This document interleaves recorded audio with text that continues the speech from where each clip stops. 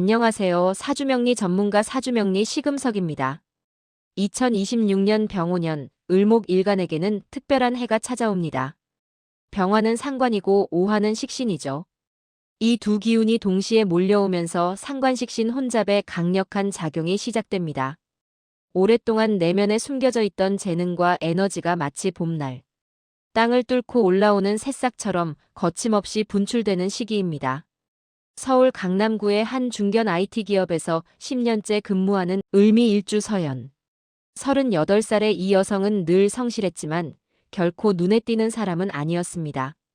중간 관리자로서 묵묵히 자기 역할을 해왔지만 승진에서는 번번이 밀려났고 회의에서 그녀의 의견이 채택되는 일도 드물었죠. 동료들은 그녀를 평가할 때 이렇게 말했습니다. 성실하고 책임감 있지만 뭔가 아쉬운 사람이라고요. 그런데 병오년 첫째 달, 뭔가 달라지기 시작했습니다. 월요일 아침 회의에서 서연은 평소와 다른 모습을 보였어요. 신규 프로젝트 기획안을 발표하는 자리였는데 그녀는 준비해온 자료를 펼치며 당당하게 말했습니다. 기존 방식으로는 시장 변화를 따라잡을 수 없다고, 완전히 새로운 접근이 필요하다고요. 그녀의 목소리에는 확신이 담겨 있었고 눈빛은 그 어느 때보다 빛났습니다. 회의실은 순간 정적에 휩싸였습니다. 10년 동안 한 번도 이렇게 적극적으로 나서지 않던 사람이었으니까요. 상사인 부장은 놀란 표정으로 자료를 살펴보더니 천천히 고개를 끄덕였습니다. 흥미롭군요. 이렇게 말하며 다른 팀원들의 의견을 물었지만 이미 분위기는 기울어진 상태였습니다. 이것이 시작이었습니다. 상관과 식신의 기운이 서연의 내면에서 폭발하기 시작한 거죠. 그 다음 주에는 고객사 미팅에서 즉석에서 문제 해결 방안을 제시해 계약을 성사시켰고, 그 다음 주에는 회사 전체 워크숍에서 혁신 아이디어, 경진대회 1등을 차지했습니다. 10년 동안 쌓아온 실력과 경험이 마치 댐이 터지듯 쏟아져 나왔어요. 을목일간에게 병오년은 이렇게 급격한 변화를 가져옵니다. 간목보다 훨씬 더 민감하고 빠르게 반응하죠. 평소 도식이나 파묘상관의 성향으로 자신의 재능을 드러내지 못했던 사람들은 이 시기에 물 만난 고기처럼 자기 표현을 시작합니다. 숨겨왔던 능력이 세상에 인정받기 시작하는 거예요. 셋째 달이 되자 서연의 위상은 완전히 달라져 있었습니다. 본부장이 직접 그녀를 불러 이렇게 말했어요. 당신의 기획안을 전사 전략으로 채택하기로 했습니다. 그리고 새로 만드는 혁신팀의 팀장을 맡아주셨으면 합니다. 승진과 함께 말이죠. 서연은 그 순간을 평생 잊지 못할 겁니다. 10년을 기다렸던 기회가 마침내 찾아온 거니까요. 그녀는 흔쾌히 수락했습니다. 그렇지만 그 순간 그녀는 알지 못했습니다. 이것이 축복인 동시에 시련의 시작이 될 거라는 사실을요. 집으로 돌아온 서연은 남편 민준에게 기쁜 소식을 전했습니다. 여보, 나 드디어 팀장 됐어. 승진했어. 민주는 축하한다며 아내를 안아주었지만 그의 표정 어딘가에는 미묘한 불안감이 스쳐 지나갔습니다. 사실 민주는 최근 몇 달간 아내의 변화를 지켜보며 복잡한 감정을 느끼고 있었거든요. 결혼 12년 차, 민준이 알던 서연은 차분하고 온화한 사람이었습니다. 집에 일찍 들어와 저녁을 준비하고 주말이면 함께 영화를 보거나 가까운 공원을 산책했죠. 그런데 병오년이 시작되면서 아내는 점점 더 늦게 귀가했고 주말에도 노트북을 펴놓고 일에 몰두했습니다. 대화를 나누려 해도 아내의 머릿속은 온통 회사 일뿐이었어요. 민주는 아내가 능력을 인정받는 것이 기쁘면서도 동시에 자신과 점점 멀어지는 것 같아 두려웠습니다. 하지만 그는 이런 감정을 표현하지 못했어요. 아내의 꿈을 응원해야 한다고 생각했고 자신의 불안함이 이기적인 감정이라고 여겼으니까요. 승진 후 서연의 삶은 더욱 바빠졌습니다. 새로운 혁신팀을 꾸리고 전사 전략을 실행에 옮기는 과정에서 그녀는 하루에 4~5시간밖에 자지 못했어요. 아침 7시에 출근해서 밤 11시에 퇴근하는 날이 대부분이었죠. 을미일주의 특성대로 빠른 회전율로 여러 프로젝트를 동시에 진행했고 단타 위주로 성과를 내기 시작했습니다. 상관과 식신의 기운은 그녀에게 엄청난 추진력을 주었지만 동시에 에너지를 빠르게 소모시키고 있었습니다. 화의 기운이 지나치게 왕성해지면서 목은 말라가고 있었던 거죠. 그녀는 가끔 두통을 느꼈고 심장이 두근거리는 느낌을 받았지만 너무 바빠서 대수롭지 않게 여겼습니다. 4월의 어느 금요일 저녁 서연이 집에 들어서자 민주는 거실 소파에 앉아 있었습니다. 평소보다 일찍 들어온 거였는데 민준의 표정이 심상치 않았어요. 여보, 우리 이야기 좀 해요. 민준이 조심스럽게 말을 꺼냈습니다. 서연은 가방을 내려놓으며 물었습니다. 무슨 일이야? 민준은 한동안 말을 잇지 못하다가 천천히 입을 열었습니다. 당신 요즘 너무 무리하는 것 같아요. 건강은 괜찮아요? 그리고 우리 언제 마지막으로 제대로 대화했는지 기억나요? 서연은 순간 당황했습니다. 민준의 말이 틀리지 않았으니까요. 하지만 그녀는 방어적으로 대답했습니다. 지금이 중요한 시기야. 조금만 참아줘. 이 프로젝트만 끝나면 여유가 생길 거야. 민주는 쓴웃음을 지었습니다. 당신 항상 그렇게 말하잖아요. 그런데 언제 여유가 생기나요? 둘 사이에 침묵이 흘렀습니다. 상관경관의 작용이 시작되고 있었어요. 상관의 노골적인 발현은 필연적으로 관성, 즉 기존의 질서와 관계와의 충돌을 일으킵니다. 서연에게 남편은 관에 해당하죠. 그녀가 자신의 재능을 폭발적으로 발휘하면 할수록 남편과의 관계에는 금이 가기 시작한 겁니다. 병오년 을목일간의 운세, 그것은 축복인 동시에 시험이었습니다. 재능이 폭발하는 순간 동시에 조절의 필요성도 함께 찾아오는 거죠.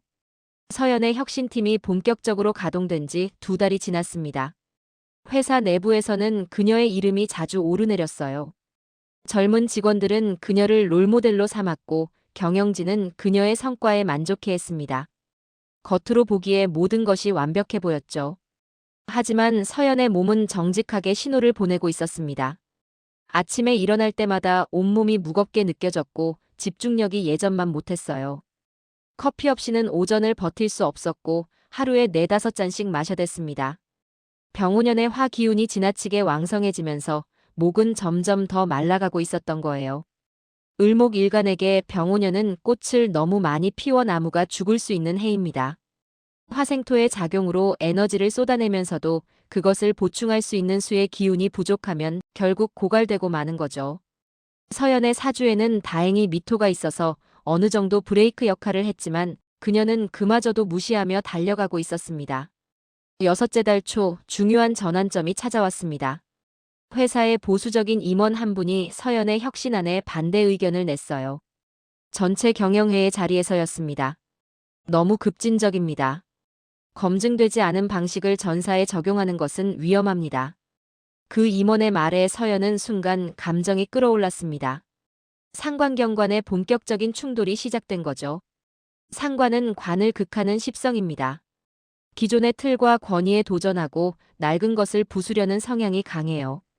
병오년의 상관의 기운이 극대화된 서연은 더 이상 참지 못했습니다. 임원님, 그 방식으로 10년을 해왔는데 무엇이 달라졌습니까? 서연의 목소리가 회의실에 울려 퍼졌습니다. 시장은 변했고 고객은 떠나가는데 우리만 제자리에 있으면 살아남을 수 있다고 생각하십니까? 회의실은 순간 정적에 휩싸였어요. 중간 관리자가 임원에게 이렇게 직설적으로 말하는 것은 회사 문화상 금기에 가까웠으니까요. 본부장이 급히 중재에 나섰지만 이미 분위기는 얼어붙었습니다. 회의가 끝난 후 본부장은 서연을 따로 불렀어요. 서 팀장, 능력은 인정하지만 그렇게 감정적으로 대응하면 곤란합니다. 조직에는 위계가 있는 법입니다. 서연은 형식적으로 사과했지만 속으로는 납득하지 못했어요. 상관의 노골적인 발현, 그것은 때로 필요한 변화를 가져오지만 동시에 관제 구설과 충돌을 불러일으킵니다. 을목일간은 간목보다 더 민감하고 직설적으로 반응하기 때문에 이런 충돌이 더욱 격렬하게 나타나는 경향이 있죠. 집으로 돌아온 서연은 지쳐 있었습니다. 현관문을 열고 들어서는데 민준이 심각한 표정으로 소파에 앉아 있었어요. 여보, 엄마가 쓰러지셨어. 지금 병원에 계셔. 서연의 가슴이 철렁 내려앉았습니다. 시어머니는 지난해부터 당뇨 합병증으로 건강이 좋지 않았거든요. 언제 쓰러지신 거야? 오늘 오전이야. 내가 연락했는데 안 받길래 문자 남겼어. 서연은 황급히 핸드폰을 꺼냈습니다. 부재중 전화 7통, 문자 5개. 모두 민준에게서 온 것이었어요. 회의에 집중하느라 전혀 확인하지 못했던 겁니다. 미안해, 나 지금 갈게. 서연이 다시 가방을 들려는 순간 민준이 차가운 목소리로 말했습니다. 오늘은 안 돼. 내일 큰 수술이 있어. 당신이 함께 있어줘야 해. 서연은 순간 당황했어요. 내일 오전에 중요한 투자자 미팅이 있었거든요. 그녀는 망설이다가 말했습니다. 미팅이 끝나면 바로 갈게. 11시쯤이면. 민준이 벌떡 일어섰습니다. 지금 진담이야? 우리 엄마 수술인데. 서연도 목소리를 높였어요. 나도 책임이 있어. 이 프로젝트에 회사가 100억을 투자하는데 내가 빠지면 어떡해? 민준은 허탈하게 웃었습니다. 그래, 당신한테는 회사가 제일 중요하지. 가족보다. 둘 사이의 거리는 그렇게 더 멀어졌습니다. 상관경관의 작용은 직장에서만 나타나는 것이 아닙니다. 가정에서도 인간관계에서도 동일하게 작용하죠. 기존의 관계와 질서를 뒤집고 싶어하는 충동, 그것이 통제되지 않으면 모든 것을 잃을 수 있습니다. 다음 날 서연은 미팅에 참석했습니다. 그리고 성공적으로 투자를 유치했어요. 150억 원, 예상보다 50억이 더 많은 금액이었습니다. 회사는 환호했고 본부장은 그녀를 치켜 세웠습니다. 하지만 서연의 마음 한편은 무거웠어요. 병원에 도착했을 때는 오후 2시였습니다.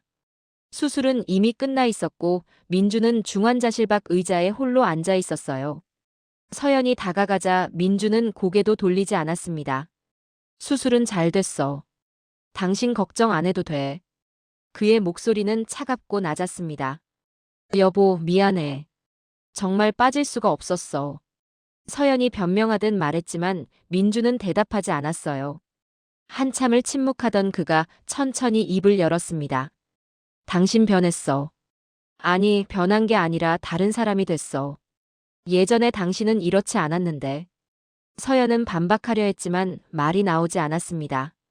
민준의 말이 틀리지 않았으니까요. 그녀 자신도 느끼고 있었어요. 뭔가 통제할 수 없는 힘에 이끌려 달려가고 있다는 것을요. 멈추고 싶어도 멈출 수 없고 속도를 늦추고 싶어도 늦출 수 없는 상태. 병오년의 화기운이 그녀를 태우고 있었던 겁니다. 7째 달이 되자 서연의 몸은 한계에 다다랐습니다. 아침에 일어나면 가슴이 두근거렸고 손발이 저렸어요. 어지러움이 자주 찾아왔지만 그녀는 그것을 무시하고 계속 달렸습니다. 을미일주의 특성상 빠른 회전율로 여러 일을 동시에 처리하는 것이 가능했지만 그만큼 에너지 소모도 극심했던 거죠. 그날은 전사 워크숍 날이었습니다. 전 직원이 모인 자리에서 서연은 혁신팀의 반기 성과를 발표하기로 되어 있었어요. 그녀는 전날 밤 늦게까지 발표 자료를 다듬었고 새벽 4시에야 잠자리에 들었습니다. 발표 시간이 다가왔습니다. 서연은 단상에 올랐고 수백 명의 시선이 그녀에게 집중되었어요. 프레젠테이션을 시작한 지 10분쯤 지났을 때였습니다. 갑자기 눈앞이 아찔해지더니 세상이 빙글빙글 돌기 시작했어요. 서연은 연단을 붙잡으며 버텼지만 다리에 힘이 풀렸습니다. 서 팀장님. 누군가 외치는 소리가 들렸지만 그 소리는 점점 멀어져 갔습니다. 서연은 그대로 쓰러졌고 객석은 순식간에 술렁였어요. 구급차가 불렸고 그녀는 응급실로 실려갔습니다. 응급실 침대에 누워있는 서연을 보며 응급의학과 의사는 심각한 표정으로 말했습니다. 과로와 극심한 스트레스로 인한 자율신경계 이상입니다. 혈압도 높고 맥박도 불규칙해요. 이대로 가다간 정말 큰일 납니다. 당분간 절대 안정이 필요합니다. 민준이 달려왔을 때 서연은 천장을 멍하니 바라보고 있었습니다. 그의 눈가에는 눈물이 맺혀 있었어요. 여보, 정신 좀 차려요. 이러다 당신 죽어요. 서연은 천천히 고개를 돌려 남편을 바라봤습니다. 그제야 그녀는 깨달았습니다. 자신이 얼마나 무모하게 달려왔는지, 얼마나 소중한 것들을 잃어가고 있었는지를요. 병오년의 화기운, 그것은 재능을 폭발시키는 축복이지만 동시에 자신을 태워버릴 수 있는 위험이기도 합니다. 조절 없는 질주는 결국 파국을 부르는 법이죠. 병원 침대에 누운 지 사흘째 되는 날이었습니다. 서연은 창밖을 바라보며 지난 몇 달을 되돌아보고 있었어요. 승진의 기쁨, 성과의 달콤함, 인정받는 즐거움. 하지만 그 대가로 그녀가 잃은 것들도 분명히 있었습니다. 건강, 가족과의 시간, 그리고 무엇보다 자기 자신을요. 담당 의사가 병실을 찾아왔습니다. 검사 결과를 보니 다행히 큰 이상은 없습니다. 하지만 이대로 생활하시면 심혈관 질환으로 이어질 가능성이 높아요.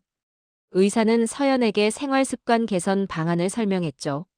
충분한 수면, 규칙적인 운동, 스트레스 관리. 모두 서연이 들어왔지만 지키지 못했던 것들이었습니다. 을목일간에게 병오년은 수와 토의 조절력이 절실한 해입니다. 화의 기운이 지나치게 강할 때 수는 그것을 식히고 속도를 조절하는 역할을 하죠. 인성으로서 수는 학습과 자격을 의미하기도 하지만 더 근본적으로는 자기 자신을 돌보고 회복하는 에너지입니다. 토는 화생토의 작용으로 화의 기운을 수렴하여 에너지가 무작정 분산되지 않도록 브레이크 역할을 합니다. 퇴원 후 서연은 결심했습니다. 변화가 필요하다고요. 하지만 이번에는 다른 종류의 변화였어요. 더 빨리 달리는 것이 아니라 속도를 조절하는 법을 배우기로 한 겁니다. 첫 번째 실천은 수면이었습니다. 서연은 알람을 2개 맞췄어요. 하나는 밤 11시, 잠자리에 들어야 하는 시간. 다른 하나는 아침 7시, 일어나야 하는 시간. 처음에는 밤 11시에 잠드는 것이 불가능해 보였습니다. 해야 할 일이 산더미였으니까요. 하지만 의사의 경고가 머릿속에 맴돌았어요. 이대로 가다간 큰일 난다는 말이요. 놀랍게도 충분한 수면을 취하자 업무 효율이 오히려 올라갔습니다. 8시간을 자고 일어난 아침에는 머리가 맑았고 판단력도 예리해졌어요. 4~5시간 자며 비틀거리던 때보다 훨씬 더 생산적이었죠. 수의 기운이 그녀를 회복시키고 있었던 겁니다. 두 번째 실천은 땅을 밟는 것이었습니다. 서연은 매일 아침 30분 일찍 일어나 집 근처 산책로를 걷기 시작했어요. 맨발로 흙을 밟으며 걸을 때 그녀는 묘한 안정감을 느꼈습니다. 조바심이 가라앉고 마음이 차분해지는 느낌이었죠. 토의 기운은 화의 유동성을 가두어 덩어리를 형성합니다. 서연의 사주에 있는 미토가 비로소 제 역할을 하기 시작한 거예요. 에너지가 사방으로 흩어지지 않고 하나의 목표를 향해 모이기 시작했습니다. 그녀는 산책하며 오늘 해야 할 일의 우선순위를 정했고 불필요한 일들을 과감히 덜어냈어요. 셋째 달이 지나자 서연의 일하는 방식이 완전히 달라져 있었습니다. 예전처럼 모든 일을 다 하려고 하지 않았어요. 선택과 집중. 정말 중요한 일에만 에너지를 쏟고 나머지는 팀원들에게 위임했습니다. 을미일주의 특성상 빠른 회전율이 장점이었지만 그것을 무분별하게 쓰는 대신 전략적으로 활용하기 시작한 거죠. 직장에서의 변화도 있었습니다. 그날은 원래 경영회의 날이었어요. 예의 그 보수적인 임원이 또다시 서연의 안건에 반대 의견을 냈습니다. 예전 같았으면 서연은 감정적으로 맞섰을 겁니다. 하지만 이번에는 달랐어요. 임원님 말씀 충분히 이해합니다. 서연은 차분하게 말문을 열었습니다. 우려하시는 리스크, 저도 검토했습니다. 그녀는 준비해온 자료를 펼쳤어요. 지난 3개월간 유사 사례 15건을 분석했고 리스크 관리 방안을 문서화했습니다. 여기 보시면 각 단계별 점검 포인트와 비상 대응 계획이 있습니다. 회의실 분위기가 달라졌습니다. 감정이 아닌 논리로, 직설이 아닌 자료로 설득하는 서연의 모습에 임원도 고개를 끄덕였어요. 준비를 철저히 하셨군요. 진행하시죠. 이것이 수 인성의 힘입니다. 관제를 겪을 때 감정으로 부딪히는 대신 문서와 자격으로 해결하는 거죠. 서연은 깨달았습니다. 상관의 에너지를 그대로 분출하는 것이 아니라 인성의 학습과 준비를 거쳐 세련되게 표현할 때 진짜 힘을 발휘한다는 것을요. 집에서도 변화가 찾아왔습니다. 서연은 의식적으로 저녁 시간을 지켰어요. 어떤 일이 있어도 8시에는 퇴근했고 집에 돌아오면 노트북을 펴지 않았습니다. 처음에는 불안했어요. 내가 없으면 일이 제대로 돌아가지 않을 것 같았죠. 하지만 신기하게도 팀은 잘 굴러갔고 오히려 팀원들의 자율성과 책임감이 커졌습니다. 어느 금요일 저녁 서연과 민주는 오랜만에 함께 저녁을 먹었습니다. 근처 조용한 식당이었어요. 서연은 민준의 눈을 바라보며 말했습니다. 여보, 미안해요. 내가 너무 앞만 보고 달렸어요. 당신과 우리 관계, 내 건강, 정말 소중한 것들을 잃어가고 있다는 걸 몰랐어요. 민주는 한참을 말없이 아내를 바라보다가 천천히 입을 열었습니다. 당신이 능력을 인정받는 건 나도 기뻐요. 하지만 당신이 무너지는 걸 보는 건 견딜 수 없었어요. 그의 목소리는 떨렸습니다. 병원에서 쓰러진 당신을 봤을 때 나는 정말 무서웠어요. 서연은 민준의 손을 잡았습니다. 이제는 알아요. 진짜 성공이 뭔지. 그건 빨리 달리는 게 아니라 함께 가는 거더라고요. 천천히 가도 괜찮아요. 당신과 함께라면요. 둘은 오랜만에 진솔한 대화를 나눴습니다. 서로의 감정을 털어놓고 앞으로 어떻게 살아갈지 이야기했어요. 민주는 아내의 꿈을 응원하되 선을 넘지 않도록 지켜보기로 했고, 서연은 가족을 최우선으로 하되 자신의 재능도 포기하지 않기로 했습니다. 여름이 지나고 가을이 왔습니다. 서연의 혁신팀은 여전히 좋은 성과를 내고 있었지만 방식은 완전히 달랐어요. 지속 가능한 속도로 팀원들과 함께 건강을 지키면서 일했습니다. 그녀는 매주 수요일 저녁을 수영 시간으로 정했어요. 물속에서 천천히 몸을 움직일 때 그녀는 진짜 회복을 느꼈습니다. 수의 기운은 단순히 쉬는 것만이 아닙니다. 자신을 돌아보고 배우고 내면을 채우는 시간이죠. 서연은 수영장에서 생각을 정리했고 새로운 아이디어를 떠올렸어요. 역설적이게도 멈추었을 때 더 많은 것이 보였습니다. 병오년이 저물어가는 12월 어느 날이었습니다. 연말 시상식에서 서연은 올해의 혁신 리더상을 받았어요. 단상에 오른 그녀는 트로피를 들고 잠시 말을 잊었습니다. 1년 전 이맘때 그녀는 승진의 기쁨에 들떠 있었죠. 하지만 지금 이 순간 그녀가 느끼는 감정은 훨씬 더 깊고 진실했습니다. 감사합니다. 서연은 천천히 말을 시작했어요. 이 상은 제 혼자만의 것이 아닙니다. 함께 달려준 팀원들, 묵묵히 지켜봐준 가족, 그리고 무엇보다 쓰러지고 나서야 깨달은 교훈 덕분입니다.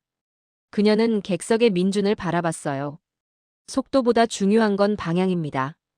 빨리 가는 것보다 중요한 건 함께 가는 겁니다. 객석에서 박수가 터져 나왔습니다. 민준은 눈가를 훔치며 아내를 바라봤어요. 그의 얼굴에는 자랑스러움과 안도가 함께 어려 있었습니다. 을목일간에게 병오년은 분명 도전적인 해였습니다. 상관과 식신의 혼잡, 그것은 재능의 폭발이자 에너지의 고갈이었죠. 하지만 그 과정에서 진짜 중요한 교훈을 배웠습니다. 조절의 힘, 균형의 가치, 그리고 지속 가능한 성공의 의미를요. 새해가 다가오고 있었습니다. 서연은 다이어리를 펴고 내년 계획을 적기 시작했어요.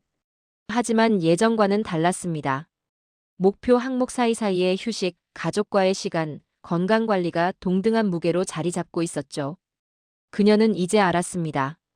진짜 성공은 균형에서 온다는 것을요. 병오년의 화기운은 여전히 강렬했지만 이제 서연은 그것을 다스릴 줄 알았습니다. 수로 식히고 토로 수렴하며 자신의 페이스를 지키는 법을 터득한 거예요. 재능은 여전히 빛나고 있었지만 이제는 자신을 태우지 않는 방식으로 발현되고 있었습니다. 을목일간 여러분, 병오년은 분명 기회의 해입니다. 숨겨왔던 재능이 세상에 드러나고 인정받을 수 있는 시기죠.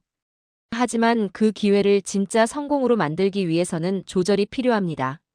너무 빨리 달리지 마세요. 충분히 쉬고 땅을 밟고 물을 가까이 하세요.